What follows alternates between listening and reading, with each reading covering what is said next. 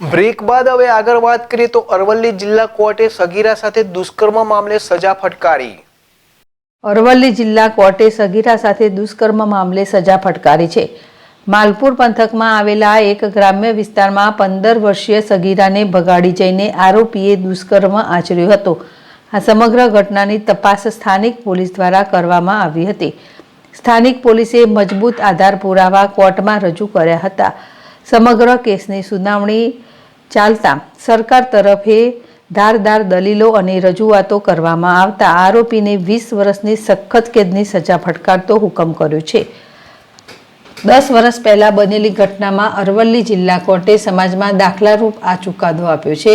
2 દિવસમાં દુષ્કર્મના 2 કેસમાં સજાનો હુકમ કર્યો છે। આજથી 1.5 વર્ષ પહેલાં માલપુર પોલીસ સ્ટેશને એક ચકચારી કેસ નોંધાયેલો।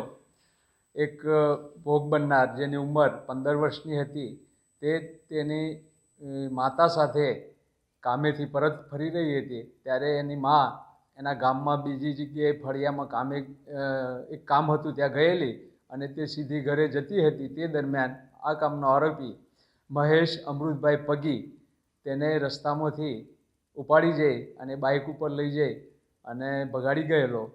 તેને લગ્નની લાલચ આપી અને ફોસલાવી અને લઈ જઈ અમદાવાદ, રાજકોટ અને જુદી જુદી જગ્યાએ રાખેલી અને ત્યાં તેને એક રૂમમાં ગાંધી રાખેલી અને જે કામે જાય ત્યારે તે રૂમમાં પૂરી રાખતો અને ધમકી આપતો અને તેની સાથે બદકૃત્ય કરતો।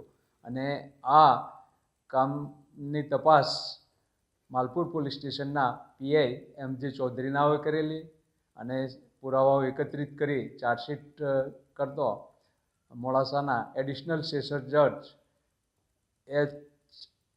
એન વકીલ સાહેબની કોર્ટમાં કેસ ચાલેલો અને સરકાર તરફે પુરાવાઓ રજૂ કરવામાં આવેલા અને સરકાર તરફે અમારી દલીલોને ગ્રાહ્ય રાખી નામદાર કોર્ટે આરોપીને 20 વર્ષની સખત કેદની સજા અને ₹10,000નો દંડ ફટકારેલ છે અને આજરોજ આ ચુકાદો ચકચારી ચુકાદો જાહેર કરવામાં આવેલ છે।